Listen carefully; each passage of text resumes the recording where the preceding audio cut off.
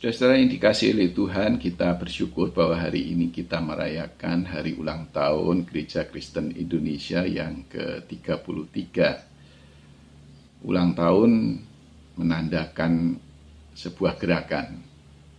Gerakan itu bukti dari kehidupan. Meskipun orang biasanya membayangkan untuk manusia bahwa gerakan itu seperti sebuah garis yang makin menanjak, makin tinggi, dan bahwa pada titik tertentu ada kemapanan. Jadi kalau orang sudah mencapai banyak hal, disebut sudah mapan, seakan-akan sudah selesai. Tapi adakah hidup yang benar-benar mapan?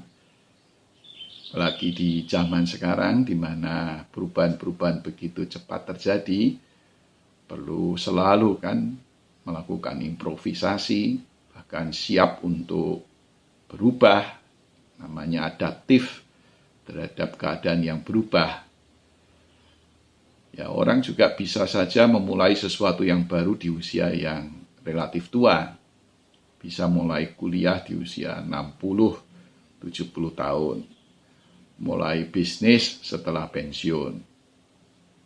Ada banyak hal baru yang bisa dilakukan orang tanpa mengenal usia. Saudara-saudara, gerakan yang seperti ini bukankah mengingatkan kita juga akan Tuhan? Tuhan yang terus berkarya. Dan Tuhan tidak pernah menjadi terlalu tua untuk berkarya. Dan di dalam melakukan karyanya itu banyak hal-hal baru juga yang dihasilkan, yang ditemui oleh Tuhan sendiri, sebagaimana sampai dengan sekarang kita mengalaminya. Jadi kalau kita hidup di zaman komputer, di zaman digital seperti sekarang, kita tahu bahwa di zaman seperti ini juga Tuhan masih berkarya. Oleh sebab itu tugas kita sebagai gereja dalam hemat saya ada dua. Yang pertama adalah bahwa kita ikut serta di dalam penciptaan yang Tuhan lakukan. Dan itu berarti bergerak terus, tidak pernah berhenti. Nah, yang kedua adalah bahwa kita menjadi saksi bahwa Tuhan itu terus-menerus bekerja. Ya, kita memang membaca di Alkitab, Tuhan mencipta itu pada awal dunia ini. Tapi Alkitab juga menceritakan bahwa Tuhan terus bekerja setelahnya. Dan kita juga sebagai orang beriman meyakini sampai dengan sekarang ini pun Tuhan terus bekerja. Nah, bekerja bagi Tuhan adalah mencipta, berkreasi, menghasilkan sesuatu yang baru, memperbaiki yang rusak atau yang berhenti. Nah, dengan begitu maka ketika Tuhan mencipta, bekerja, ada pengharapan bahwa sesuatu itu tidak boleh berhenti, tidak boleh dibiarkan dalam keadaan mati atau rusak. Perlu diperbaiki, perlu diperbarui. Kata pengharapan itu sendiri sudah mencerminkan adanya tantangan, adanya kesulitan, adanya hambatan. Maka berharap berarti tidak berhenti di tengah kesulitan, hambatan, tantangan yang ada, mencari jalan, berkreasi secara kreatif untuk mengatasi kesulitan-kesulitan yang ada. Sekaligus juga karena kita tahu bahwa bekerja bagi Tuhan tidak sendiri, dia melibatkan manusia bahkan alam semesta, dan semua penciptaan itu adalah hasil kolaborasi antara Tuhan dan makhluk-makhluk yang dia ciptakan. Maka terus bekerja tidak menyerah itu sama dengan mengupayakan kerjasama, kolaborasi antar berbagai pihak. Nah, gerakan yang seperti inilah yang kita hidupi sampai dengan sekarang. Di dalam batasan sebagai gereja, kita melihat bahwa gerakan penyatuan ini tidak berhenti sampai dengan antar GKI saja. Gerakan ini harusnya makin meluas dengan gereja-gereja lain yang kita sebut dengan gerakan ekumene. Tetapi ekumene di masa sekarang ini juga tidak dapat dibatasi hanya ekumene manusia. Harus merupakan juga ekumene yang melibatkan alam semesta, makhluk-makhluk bukan manusia. Seluas penciptaan oleh Tuhan itulah, demikian pula gerakan ekumene yang perlu kita lakukan. Maka kiranya di ulang tahun yang ke-33 ini semangat kita untuk berkolaborasi tidak dihentikan oleh kesulitan dan hambatan yang ada. Tidak ada kata menyerah, tidak ada kata bubar, jalan sendiri-sendiri. Sebaliknya, justru makin bersemangat untuk merangkul semua pihak dan menyadari tentang keterlibatan dari banyak pihak dalam kehidupan bersama kita. Gerakan yang seperti ini mungkin tidak ditujukan untuk kepentingan bersama, bukan untuk kepentingan diri kita sendiri. Kiranya dunia ini makin dibuat menjadi baik oleh karena gerakan seperti ini, dan upaya kita untuk menularkan semangat yang seperti ini dapat disambut oleh banyak pihak, gereja-gereja maupun masyarakat secara luas, bahkan alam semesta ini. Biarlah kita selalu menjadi berkat, oleh karena kita sudah banyak menerima berkat daripada Tuhan, kita belajar untuk seperti Tuhan, menjadi berkat bagi semesta.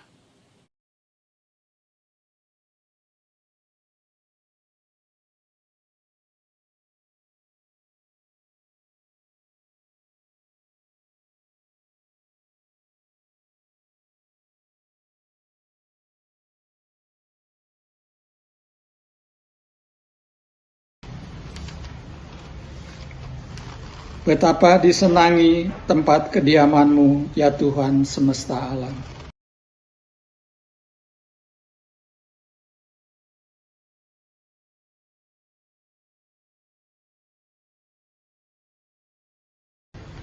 Berbahagialah orang-orang yang diam di rumah-Mu.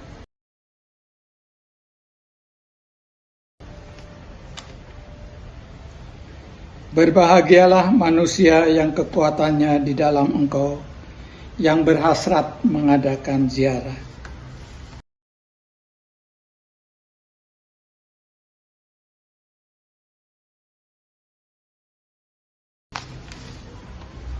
Sebab Tuhan Allah adalah matahari dan perisai, kasih dan kemuliaan Ia berikan.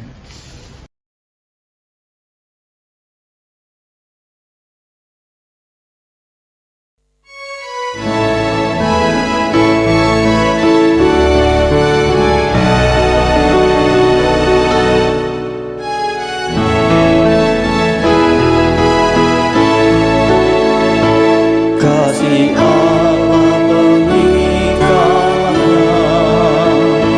bagi kita umatnya, kita disatukan oleh Roh Allah, kita satu di dalamnya.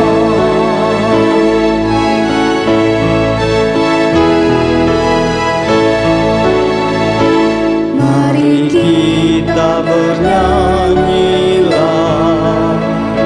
mari nikmati kasih-Nya, mari gandeng tangan agar dunia datang.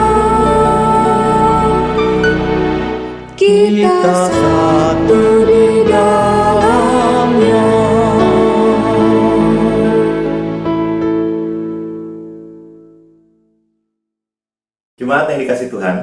Pembaktian ini berlangsung dalam nama Bapa, Anak, dan Roh Kudus.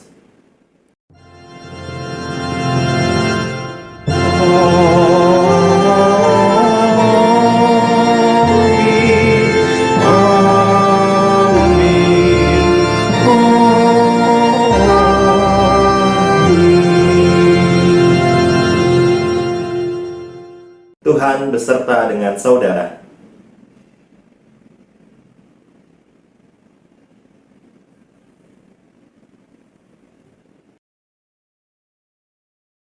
Saudara-saudara yang dikasihi oleh Tuhan Yesus Kristus, kita patut bersyukur jika tahun ini kita diperbolehkan untuk merayakan HUT ke-33 penyatuan GKI.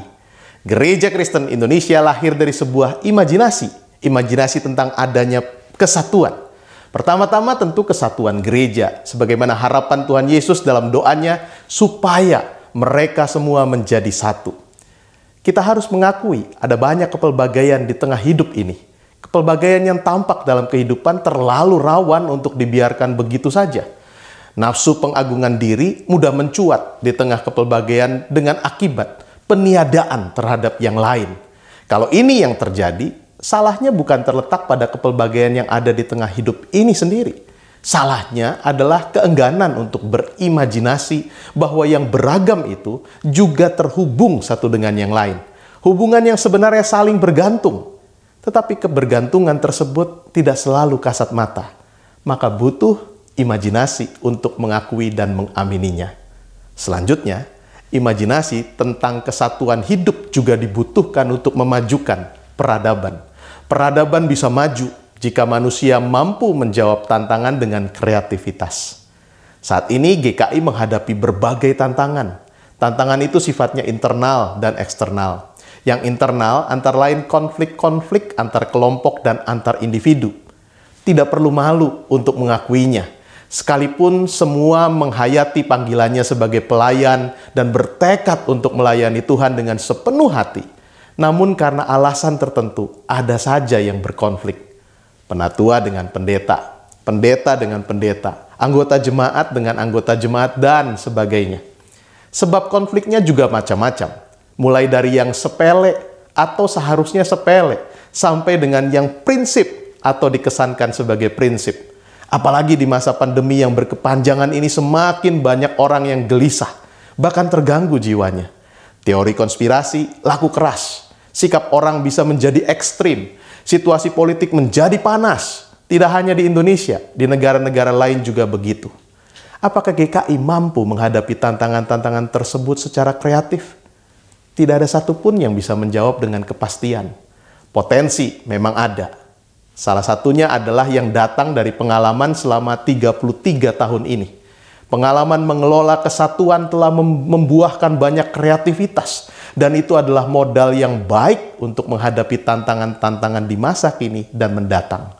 Tetapi tidak ada yang dapat memastikan bahwa pengalaman yang sudah banyak itu akan membuat GKI mampu menjawab tantangan-tantangan di masa kini dan nanti. Maka tidak ada jalan lain selain melanjutkan imajinasi tentang kesatuan GKI. Imajinasi ini belum selesai dan mungkin juga tidak akan pernah selesai. Umat kekasih Tuhan, ulang tahun GKI hari ini kita rayakan masih dalam situasi pandemi yang penuh keterbatasan. Ibadah tatap muka, aktivitas gerejawi, dan kegiatan sosial kemasyarakatan dilakukan secara terbatas. Di satu sisi, keterbatasan dapat menantang kita menjadi lebih kreatif dan inovatif. Di sisi lain, keterbatasan dapat juga membuat kita menjadi pasif dan apatis.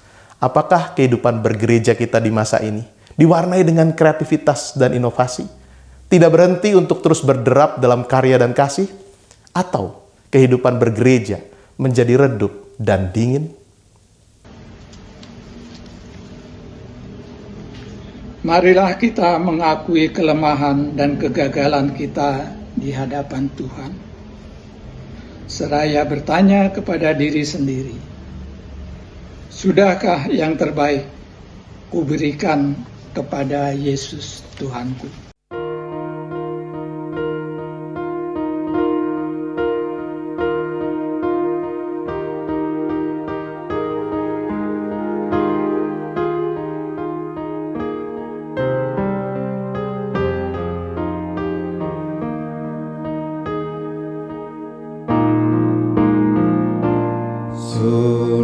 Apakah yang terbaik ku berikan kepada Yesus Tuhanku? Besar pengorbanannya di Kalvari, diharapnya terbaik dariku. Berapa yang terhilang telah ku cari, dan ku lepaskan yang terbelenggu. Sudahkah yang terbaik ku berikan kepada Yesus Tuhanku?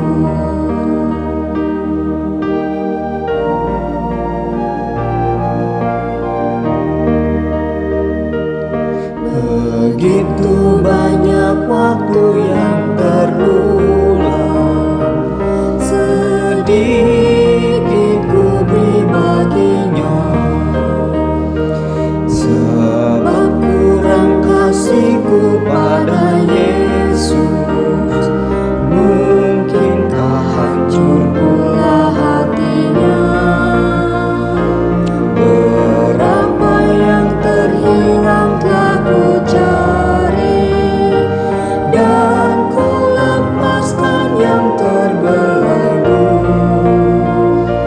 Sudahkah yang terbaik ku berikan kepada Yesus Tuhanku?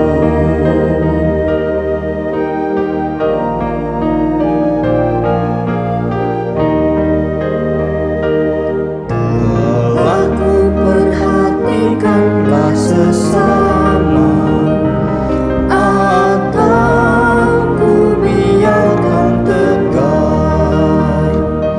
Ku patut menghantarnya pada Kristus, dan kasih Tuhan harus ku sebar.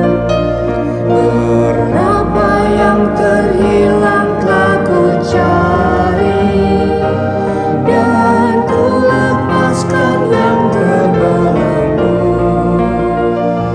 Sudahkah yang terbaik ku berikan kepada Yesus Tuhanku?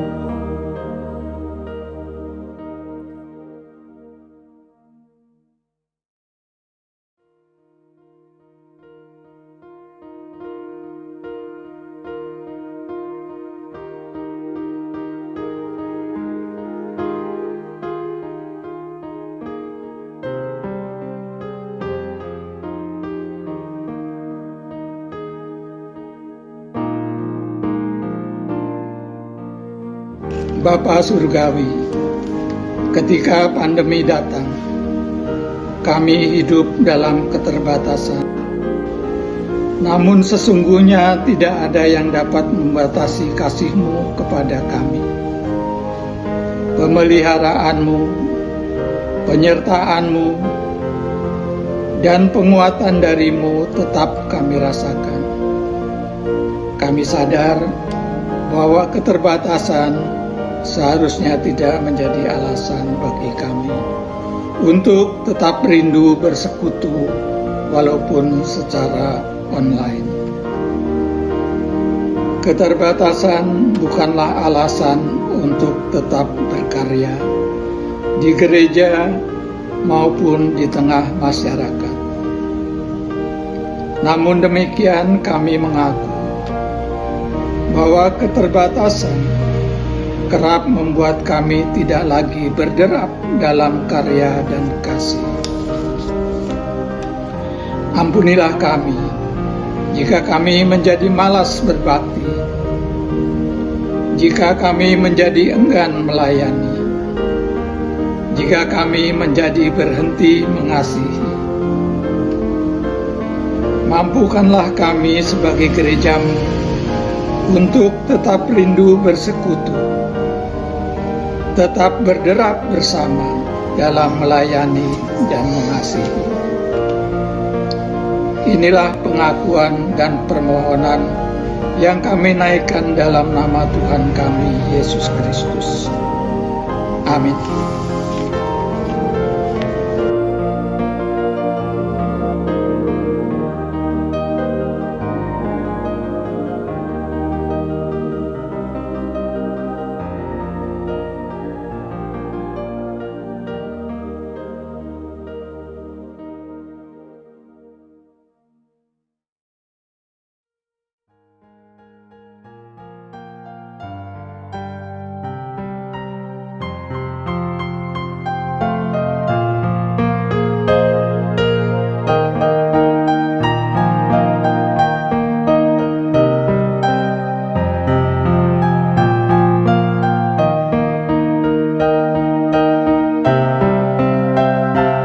Ku tak mau lebih lama dalam jurang, ku panjat dindingnya terjal.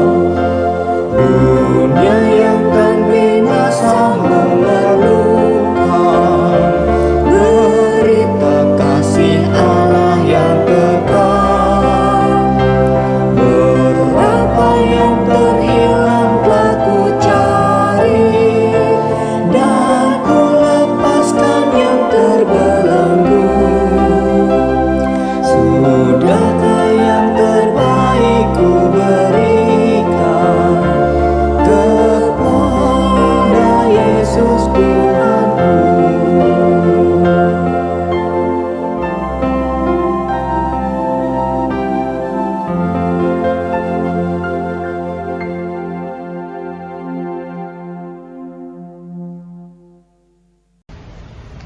Berita pengampunan diberikan bagi setiap kita yang dengan sepenuh hati mengakui dosa dan mengharapkan kasih serta anugerah Tuhan. Dalam 1 Yohanes 4 ayat 16, 19, dan 21 tertulis, Allah adalah kasih, dan barang siapa tetap berada di dalam kasih, ia tetap berada di dalam Allah, dan Allah di dalam dia. Kita mengasihi karena Allah lebih dahulu mengasihi kita. Dan perintah ini kita terima dari Dia. Barang siapa mengasihi Allah, ia harus juga mengasihi saudaranya. Demikianlah berita anugerah dari Tuhan. Damai Kristus bersamamu.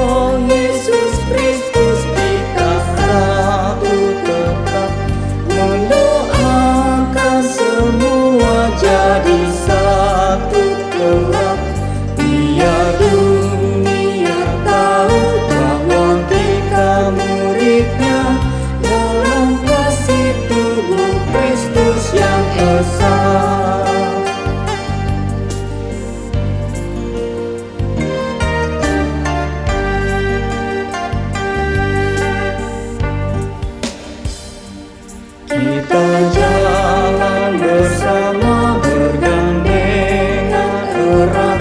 Kita jalan bersama bergandengan erat, menyiarkan berita bahwa Tuhan dekat. Biar dunia tahu bahwa kita murid-Nya dalam kasih tubuh Kristus yang esa.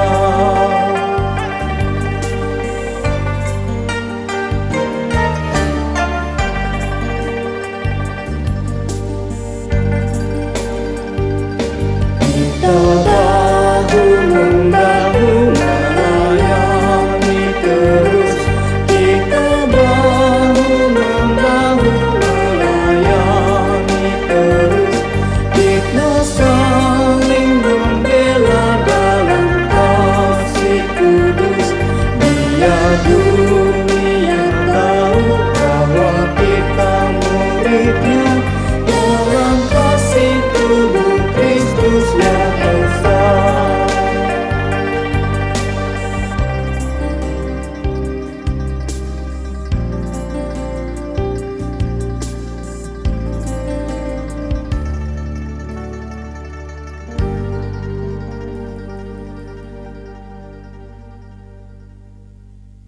Jemaat yang dikasih Tuhan, sebelum kita akan mendengarkan firman Tuhan, mari kita mempersiapkan diri kita untuk bersatu dalam doa.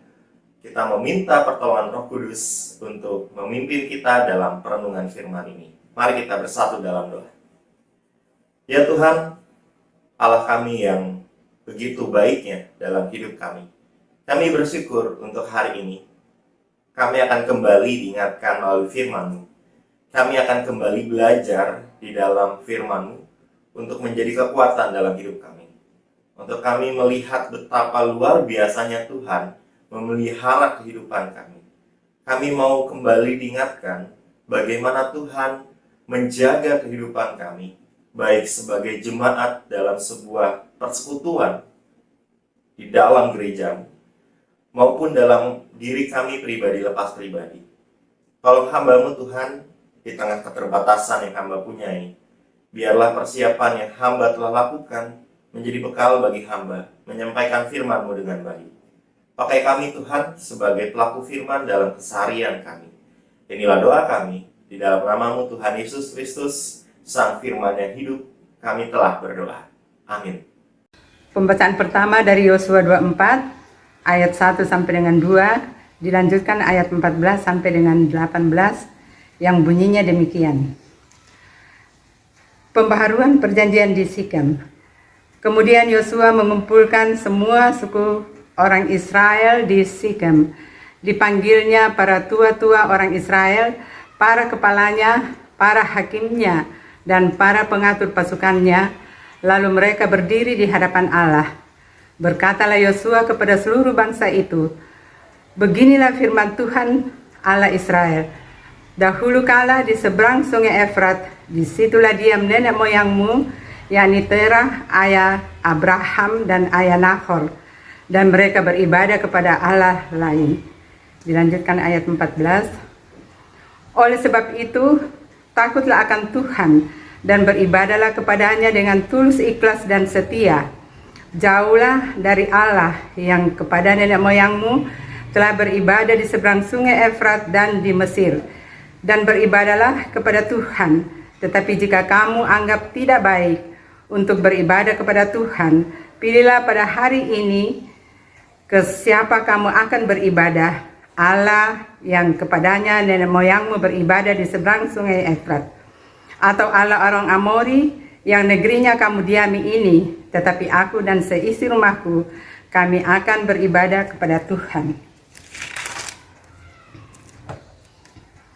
Lalu bangsa itu menjawab, "Jauhlah daripada kami meninggalkan Tuhan untuk beribadah kepada Allah lain. Sebab Tuhan Allah kita, Dialah yang telah menuntun kita dan nenek moyang kita dari tanah Mesir, dari rumah perbudakan, dan yang telah melakukan tanda-tanda mujizat yang besar ini di depan mata kita sendiri, dan yang telah melindungi kita sepanjang jalan yang kita tempuh, dan di antara semua bangsa yang kita lalui. Tuhan menghalau semua bangsa dan orang Amori, penduduk negeri ini, dari depan kita. Kami pun akan beribadah kepada Tuhan, sebab Dialah Allah kita." Demikianlah sabda Tuhan.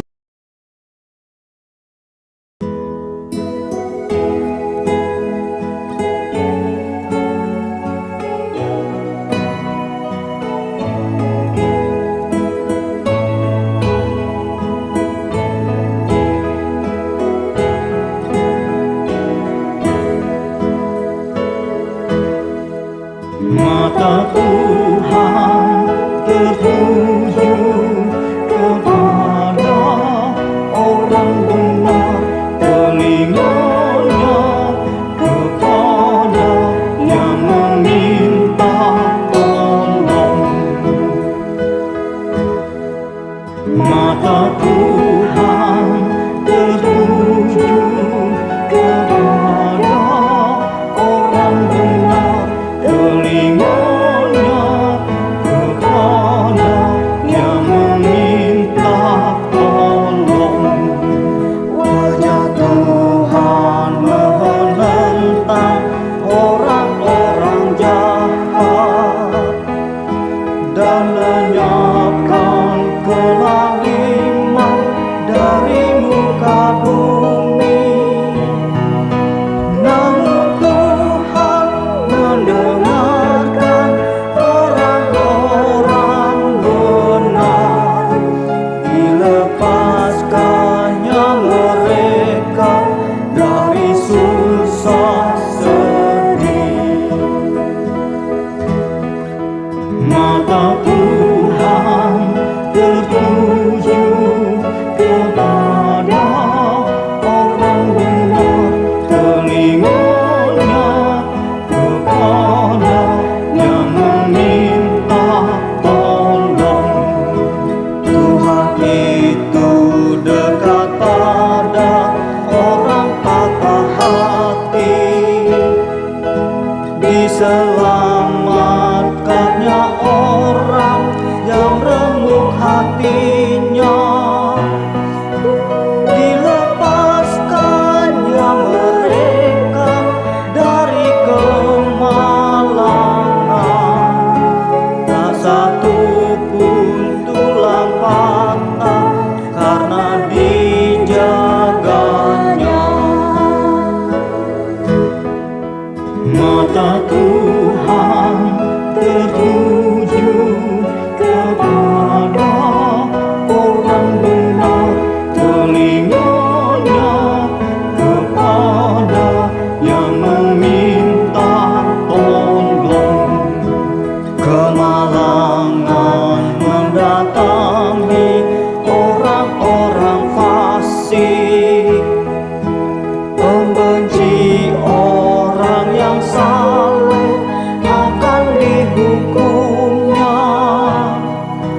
Tuhan akan membebaskan jiwa orang benar yang berlindung kepadanya, dapat hidup kekal. Mata Tuhan tertuju kepada orang benar, telinganya kepada yang meminta tolong.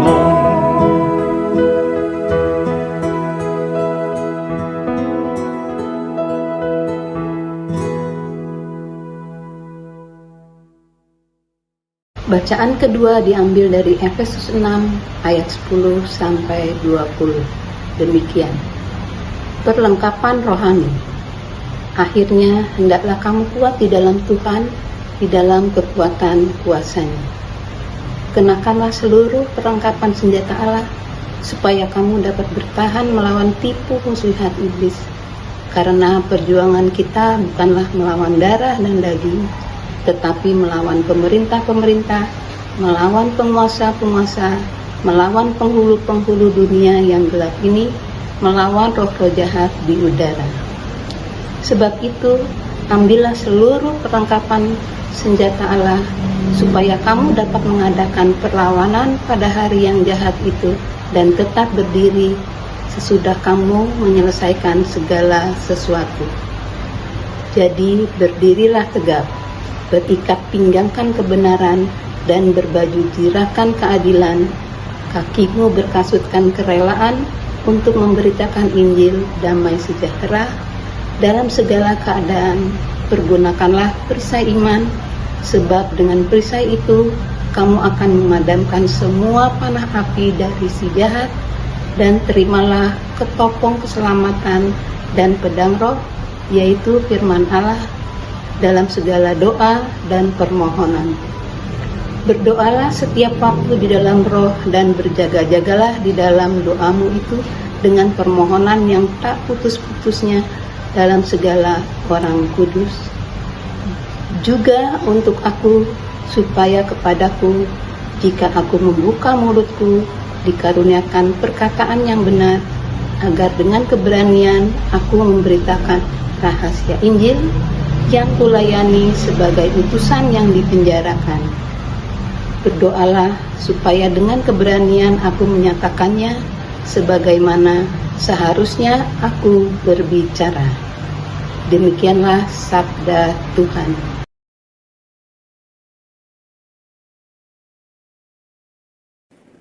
Jemaat yang dikasihi Tuhan, pembacaan Injil Tuhan kita, Yesus Kristus, menurut Yohanes 6, ayat 56 sampai dengan 69. Bacaan Injil Tuhan Yesus Kristus diambil dari Yohanes 6, ayat 56 sampai dengan 69. Barang siapa makan dagingku dan minum darahku, ia tinggal di dalam aku dan aku di dalam dia. Sama seperti Bapa yang hidup mengutus aku dan aku hidup oleh Bapa, demikian juga barang siapa yang memakan aku akan hidup oleh aku. Inilah roti yang telah turun dari surga, bukan roti seperti yang dimakan nenek moyangmu, dan mereka telah mati. Barang siapa makan roti ini, ia akan hidup selama-lamanya. Semuanya ini dikatakan Yesus di Kapernaum ketika ia mengajar di rumah ibadat. Sesudah mendengar semuanya itu, banyak dari murid-murid Yesus yang berkata, "Perkataan ini keras, siapakah yang sanggup mendengarkannya?" Yesus yang di dalam hatinya tahu bahwa murid-muridnya bersungut-sungut tentang hal itu, berkata kepada mereka, "Adakah perkataan itu menggoncangkan imanmu? Dan bagaimanakah jikalau kamu melihat Anak Manusia naik ke tempat di mana ia sebelumnya berada? Rohlah yang memberi hidup, daging sama sekali tidak berguna. Perkataan-perkataan yang kukatakan kepadamu adalah roh dan hidup. Tetapi di antaramu ada yang tidak percaya." Sebab Yesus tahu dari semula siapa yang tidak percaya dan siapa yang akan menyerahkan dia. Lalu ia berkata, "Sebab itu telah kukatakan kepadamu, tidak ada seorang pun dapat datang kepadaku kalau Bapa tidak mengaruniakannya kepadanya." Mulai dari waktu itu, banyak murid-muridnya mengundurkan diri dan tidak lagi mengikut dia. Maka kata Yesus kepada ke-12 muridnya, "Apakah kamu tidak mau pergi juga?" Jawab Simon Petrus kepadanya, "Tuhan, kepada siapakah kami akan pergi? Perkataanmu adalah perkataan hidup yang kekal, dan kami telah percaya dan tahu bahwa Engkau adalah yang kudus dari Allah." Demikianlah Injil Tuhan Yesus Kristus. Berbahagialah mereka yang mendengarkan firman Allah dan memeliharanya dalam keseharian hidupnya.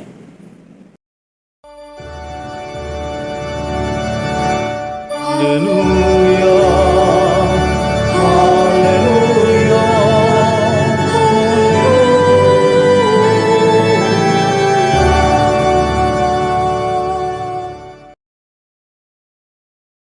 Salam damai untuk kita sekalian. Selamat hari ulang tahun untuk kita semua.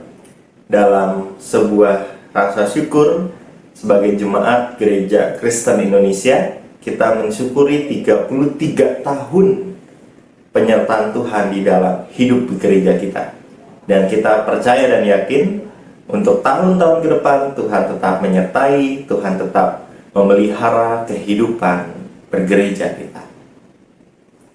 Jemaat yang dikasihi Tuhan, apa makna gereja di dalam hidup jemaat sekalian? Ada pribadi yang memaknai bahwa gereja adalah tempat untuk berjumpa dengan Tuhan dan juga dengan sesama. Ada juga pribadi yang memaknai bahwa gereja adalah tempat untuk bersyukur kepada Tuhan atas talenta yang dipunyai. Ada juga pribadi yang memaknai bahwa gereja adalah sebuah persekutuan yang isinya adalah kegiatan makan-makan, ya kan? Kalau dulu kita mengingat sebelum pandemi gitu ya, rasanya porsi untuk kita bersekutu dalam ruang makan itu menjadi sesuatu yang sering atau jamak kita lakukan gitu ya, teman sekalian. Tentu kita mempunyai pemaknaan pribadi lepas pribadi tentang gereja. Kita memaknai bahwa gereja juga adalah tubuh di mana Kristus adalah kepala, dan kita mempunyai peran masing-masing. Ada yang berperan sebagai tangan, ada yang berperan sebagai kaki, leher, dan lain sebagainya, yang mempunyai peran masing-masing di dalam kehidupan bergerejanya. Lantas, gereja yang sempurna, gereja yang ideal adalah gereja yang seperti apa? Gereja yang sempurna itu gereja yang seperti apa sih? Apakah yang sempurna ketika pendetanya adalah seorang yang luar biasa di dalam khotbahnya, dalam khotbah, dalam pastoral, dalam mengajar, dalam segala hal gitu ya? Atau gereja yang sempurna adalah ketika gedung ibadahnya itu luar biasa megah? Atau gereja yang sempurna adalah gereja yang saldonya sangat banyak, ya? Jemaat yang dikasih Tuhan, gereja yang sempurna rasanya sulit untuk kita mengukurnya. Dalam artian begini, ketika kita hadir di satu gereja, terus kita mengatakan, wah, gereja ini sempurna. Tetapi ketika kita hidup di dalamnya, kok kita merasa bahwa kesempurnaan itu sesuatu yang tidak ada ya dalam gereja ini ya. Hingga kita merasa kecewa, keluar dari persekutuan itu, masuk ke dalam gereja lain yang kembali kita anggap sebagai persekutuan yang sempurna, gereja yang sempurna. Kita hadir, lah kok sama seperti sebelumnya ya. Kok ini gereja banyak masalahnya ya. Kok satu dengan yang lain kok kurang mendengarkan. Dan akhirnya kita keluar dari persekutuan itu. Bila kita punya mentalitas seperti ini, maka tak ada memang gereja yang sempurna. Kalaupun ada yang sempurna, ketika kita masuk dalamnya, gereja itu tidak akan menjadi sempurna. Karena apa? Karena kehadiran kita. Jemaat yang dikasih Tuhan, maka kita lihat gereja itu seperti sebuah keluarga. Sebuah keluarga yang kita hidup di dalamnya. Kita menjalin relasi yang dekat dengan anggota keluarga lainnya. Dalam salah satu karyanya, Bapak Andar Ismail membuat judul Selamat Ribut Rukun. Dalam keluarga ada ributnya. Itu pastilah ya. Saya sudah berkeluarga dan saya juga mempunyai keluarga. Maka saya bisa katakan ributnya pasti ada. Rukunnya juga pasti ada. Oleh karena itu, ribut rukun menjadi sebuah atau dua buah kata yang tidak bisa terlepas satu dengan yang lainnya. Ada ributnya, ada rukunnya. Ada bahagianya, ada sedihnya. Oleh karena itu, ketika kita memaknai 33 tahun perjalanan bersama kita sebagai jemaat GKI, maka kita melihatnya sebagai sebuah perjalanan yang dilakukan oleh sebuah keluarga. Ada ributnya? Ya, ada. Ada rukunnya? Ada. Ada ketidaksetujuan dengan satu hal? Ada. Ada yang setuju dengan satu hal? Juga ada. Oleh karena itu, relasi berkeluarga adalah relasi yang saya lihat menjadi sebuah relasi yang ada juga di dalam gereja. Kita pernah kesel dengan orang tua kita. Kita pernah kesel dengan saudara kita. Orang tua pernah kesel dengan anaknya. Bahkan kita pernah kesel dengan pasangan hidup yang kita punyai. Lantas apakah kekesalan kita gitu ya, kekecewaan kita mengubah bahwa diri kita adalah satu keluarga, Saya kira tidak. Kemarahan yang kita punyai tetap menjadikan dirinya keluarga dalam hidup kita. Kita bagian keluarga dalam hidupnya. Jemaat yang dikasihi Tuhan, dalam bacaan kita kembali diingatkan bagaimana Tuhan mencintai kita. Tuhan mencintai kita dengan begitu luar biasanya. Dan ketika Tuhan menanyakan apakah diri kita mencintai dirinya, nyatanya bukan sesuatu yang mudah untuk dilakukan. Kenapa? Karena ketika Tuhan menanyakan komitmen kita, menanyakan cinta kita kepadanya, itu bukan sesuatu yang mudah. Dalam bacaan kita, banyak orang yang kecewa. Mereka hanya ingin dicintai, tapi tidak mau mencintai. Mereka hanya ingin Kristus melakukan mukjizat yang sebelumnya mereka lihat kepada diri mereka. Tetapi ketika Kristus menjelaskan, ketika Kristus menggambarkan bagaimana ia adalah roti hidup, bagaimana setiap orang yang mau percaya kepadanya akan mendapatkan kehidupan kekal. Banyak orang yang kecewa karena melihat latar belakang Kristus. Ini menjadi sebuah refleksi bagi kita. Ketika kita tahu, kita mengimani Tuhan mencintai kita, dan Kristus menanyakan kembali cinta kita kepada dirinya, apakah kita sanggup mencintai Tuhan dengan sebuah komitmen penuh? Banyak murid yang mengundurkan diri di Galilea karena begitu kerasnya perkataan Kristus kepada mereka. Bagaimana Kristus menerangkan ia adalah roti hidup, bagaimana setiap orang harus percaya kepadanya. Dan kita melihat sebuah rancangan besar. Simpelnya gini, ketika Kristus meminta kita untuk mengasihi sesama kita, ketika Kristus meminta kita mendoakan bagi mereka yang membenci kita, apakah kita sanggup melakukannya? Apakah kita mampu melakukannya?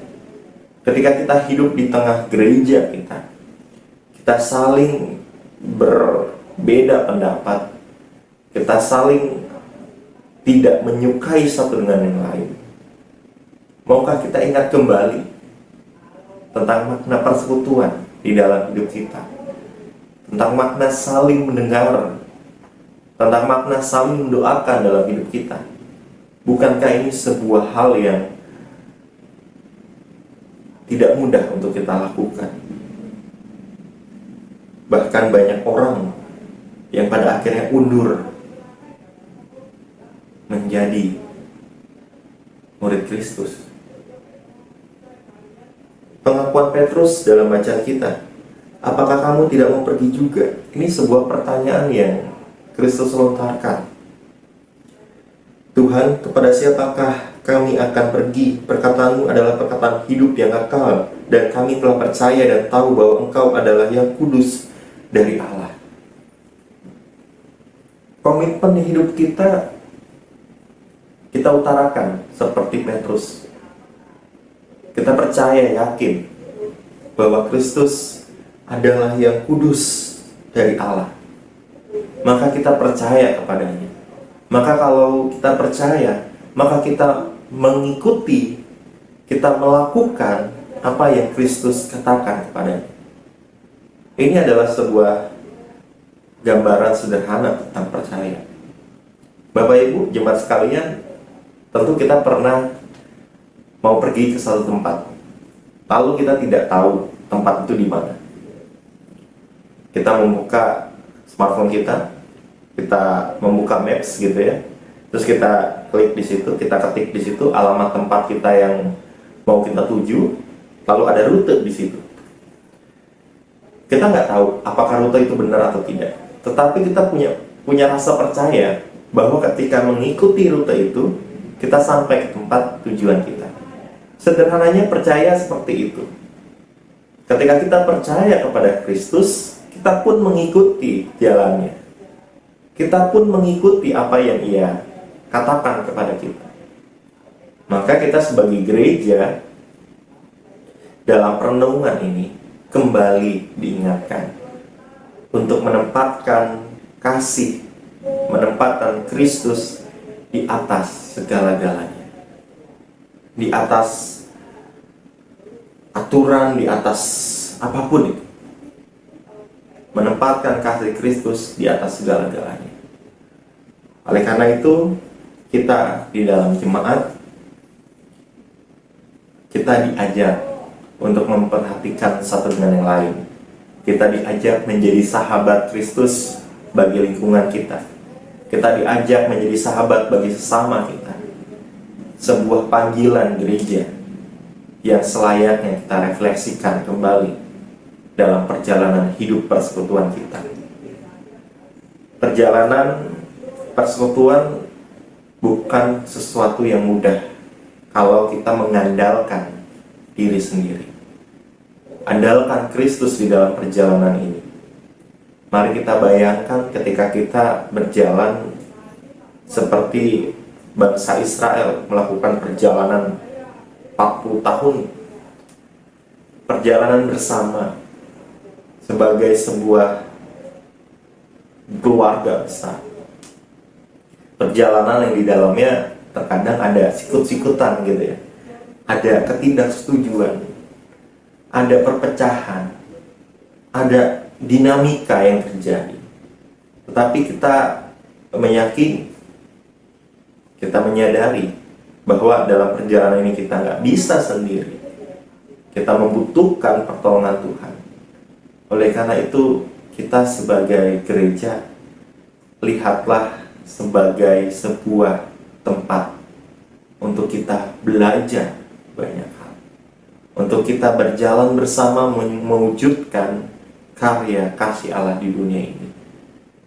Baik sebagai pribadi kita, dalam syariat kita, maupun sebagai persekutuan umat Tuhan. Yang pada saat ini, kita masuk dalam persekutuan di keluarga besar Jemaat GKI Jatimurni. Kita sebagai Jemaat GKI Jatimurni, mari refleksikan apakah yang sudah saya atau kita berikan dalam persekutuan ini. Ketika persekutuan ini begitu mencintai saya, apakah yang bisa saya perbuat dalam persekutuan ini? Ini menjadi sebuah refleksi bersama yang bisa kita lakukan di hari ulang tahun kita sebagai GKI. Dengan begitu banyak perbedaan, dengan begitu banyak dinamika yang terjadi di dalam hidup kita, mari kita refleksikan kembali kehadiran Tuhan di dalam persekutuan jemaatnya. Amin.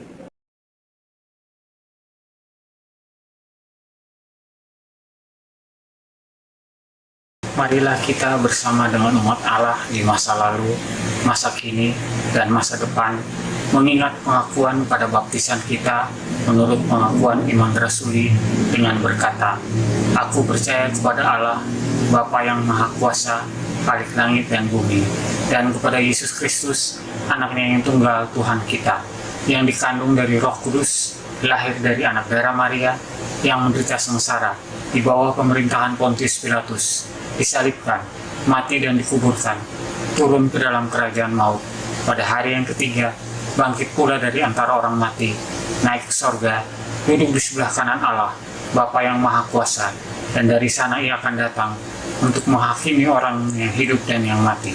Aku percaya kepada Roh Kudus, gereja yang kudus dan am, persekutuan orang kudus, pengampunan dosa, kebangkitan orang mati, dan hidup yang kekal. Amin."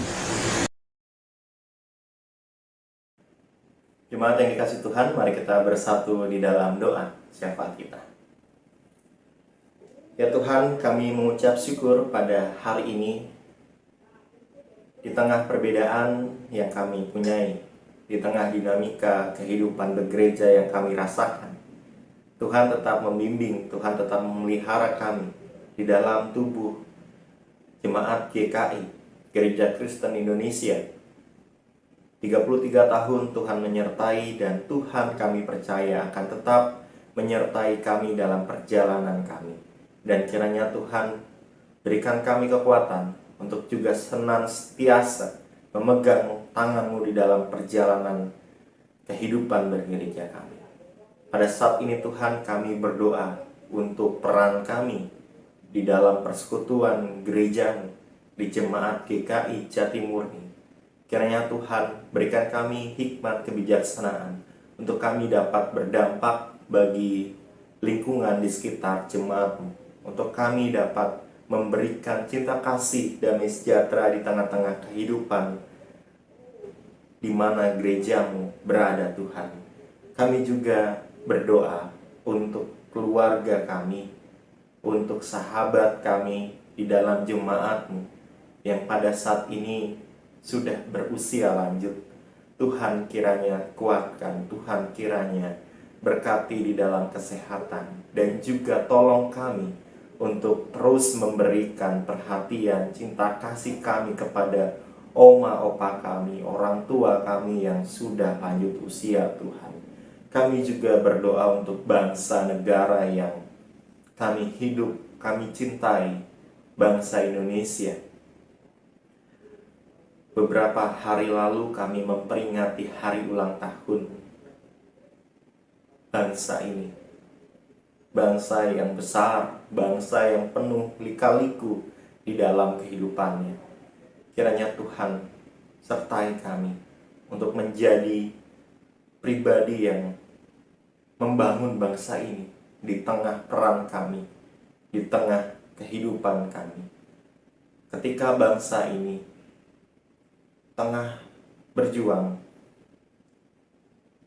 agar pandemi COVID-19 bisa tertangani dengan baik, Tuhan berikan kami hikmat, Tuhan berikan kami kekuatan untuk menjadi garda terdepan bersama-sama dengan semua elemen bangsa ini, untuk dapat kami keluar, untuk kami dapat mengatasi pandemi COVID-19 ini Tuhan.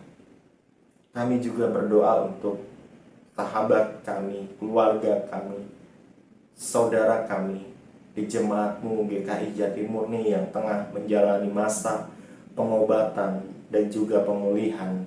Untuk Ibu Tri Anita, untuk Saudari Rima Tambunan, untuk Bapak Sudirman Simatupang, untuk Ibu Risma Simamora, Ibu Marmi Soeharti, untuk Saudara Didit, untuk Bapak Hari Pramuja, Ibu Resi Huta Barat, Bapak C. Akwan, Ibu Bintarti, untuk Ibu Rosemary Mankin, untuk Adi Clive Mohaga Harefa, dan juga untuk Ibu Junita Panjaitan. Kiranya Tuhan, kami menyerahkan pemulihan, penyembuhan dalam tangan kuasa.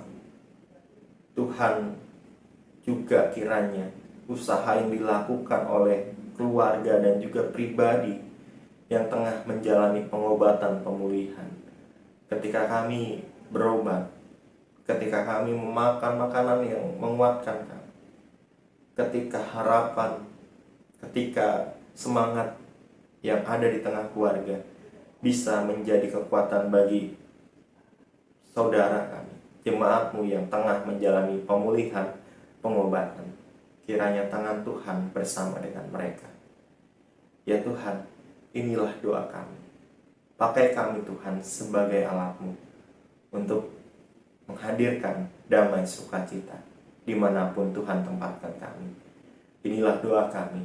Di dalam nama-Mu Tuhan kami Yesus Kristus, Tuhan yang mengajar kami berdoa.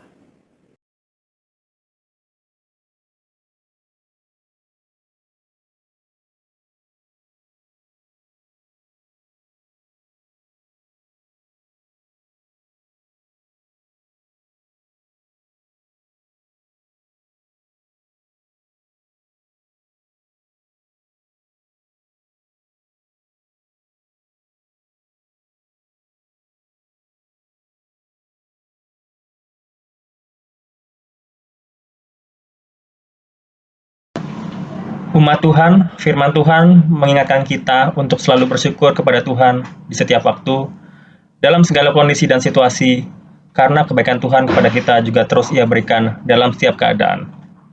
Pemazmur dalam Mazmur 107 ayat 1 berseru, "Bersyukurlah kepada Tuhan, sebab Ia baik, bahwasanya untuk selama-lamanya kasih setianya."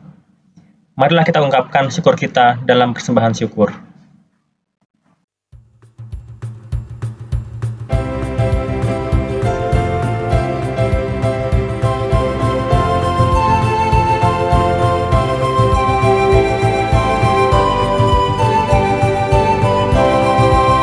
Melimpah sukacita di hatiku, di hatiku, di hatiku, berlimpah sukacita di hatiku, tetap di hatiku. Aku bersyukur, bersukacita, kasih Tuhan diam di dalamku. Aku bersyukur, bersukacita, kasih Tuhan diam di dalamku.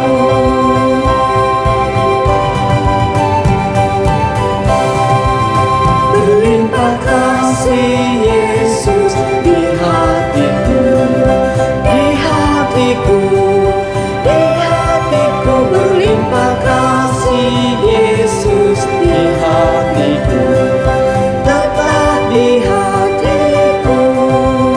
Aku bersyukur, bersukacita, kasih Tuhan diam di dalamku. Aku bersyukur, bersukacita, kasih Tuhan diam di dalamku.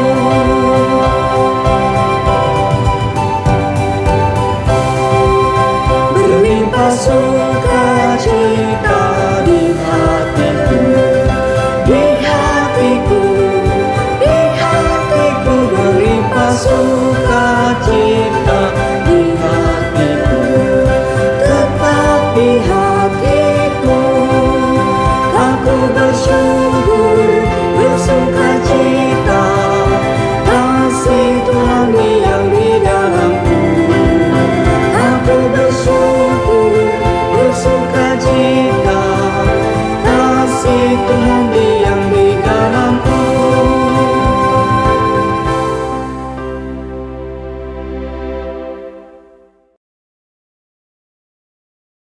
Mari kita berdoa.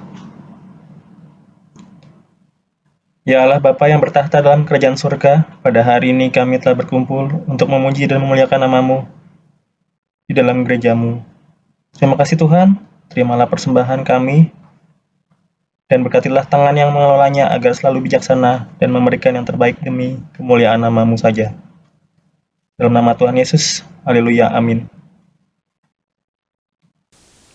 Saudara-saudara, marilah kita jalani hidup kita ke depan sebagai warga Gereja Kristen Indonesia dengan mewujudkan Konfesi GKI 2014 dalam kehidupan sehari-hari. Marilah kita nyatakan tekad kita itu dengan bersama-sama mengucapkan Konfesi GKI demikian. Dalam persekutuan kasih yang akrab serta anugerah penciptaan, pemeliharaan, penyelamatan dan pembaruan oleh Allah Bapa, Anak dan Roh Kudus. Kami sebagai Gereja Kristen Indonesia hidup dan berkarya di tengah kekayaan dan kepelbagaian warisan sejarah, budaya, dan lingkungan alam Indonesia. Kami percaya kepada Allah yang dipanggil Bapa oleh Yesus Kristus, yang di dalam kasih dan kuasa-Nya menciptakan semesta alam, yang memelihara dan mengelola dengan baik lingkungan alam seperti pemilik taman, yang merawat dan menjaga anak-anaknya seperti ibu atau bapa, yang mengundang dan memanggil kami untuk berperan serta dalam pekerjaan-pekerjaannya yang baik. Kami percaya kepada Yesus Kristus, Anak Allah yang dikandung oleh Roh Kudus dan dilahirkan dari rahim perawan Maria, yang diutus untuk menegakkan kerajaan Allah bagi seluruh ciptaan, yang mengampuni orang berdosa serta memanggilnya bertobat, mengasihi semua orang tanpa diskriminasi, menegakkan keadilan dan perdamaian tanpa kekerasan, memberkati setiap pribadi, keluarga, dan anak-anak, memberdayakan orang miskin, memulihkan orang sakit, membebaskan orang tertindas, menjadi sahabat bagi orang yang diasingkan, yang menyelamatkan dunia dengan menempuh jalan penderitaan hingga mati di kayu salib. Dan pada hari yang ketiga dibangkitkan dari kematian, agar kami bebas dari kuasa dosa dan maut. Menyatakan kasih yang melenyapkan ketakutan dan melampaui kejahatan, serta beroleh kebangkitan dan hidup yang abadi. yang naik ke surga, agar kami memberitakan Injilnya kepada segala makhluk, yang akan datang kembali untuk menghakimi dan membarui segala sesuatu, agar kami mampu merayakan kehidupan dan menyambut kematian di dunia ini dalam iman, pengharapan, dan kasih. Kami percaya kepada Roh Kudus, sumber kehidupan yang menolong kami untuk percaya bahwa Yesus adalah Tuhan dan untuk menghidupi firman Allah, sumber karunia yang menghimpun kami sebagai satu gereja yang kudus dan am dan rasuli, sumber kekuatan yang melibatkan kami dalam misi kerajaan Allah. Kemuliaan bagi Allah Bapa, Anak dan Roh Kudus yang tidak pernah memisahkan kami dari sekarang dan selama-lamanya.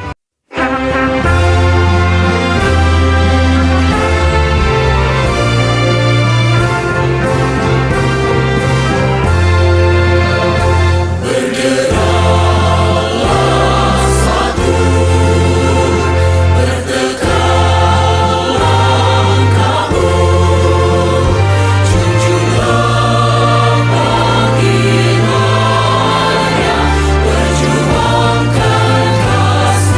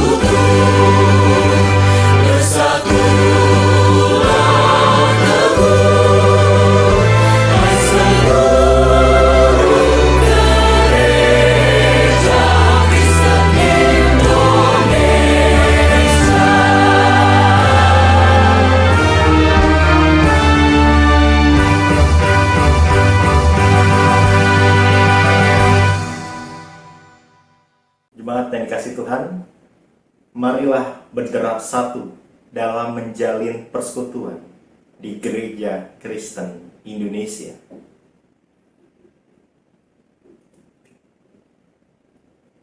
Marilah berderaplah satu dalam mengasihi Allah dan sesama.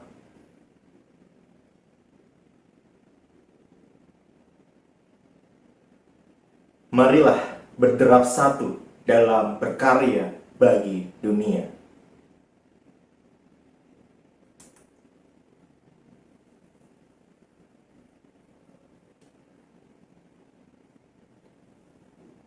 Allah damai sejahtera, kiranya memperlengkapi kamu dengan segala yang baik untuk melakukan kehendak-Nya dan mengerjakan di dalam kita apa yang berkenan kepadanya oleh Yesus Kristus.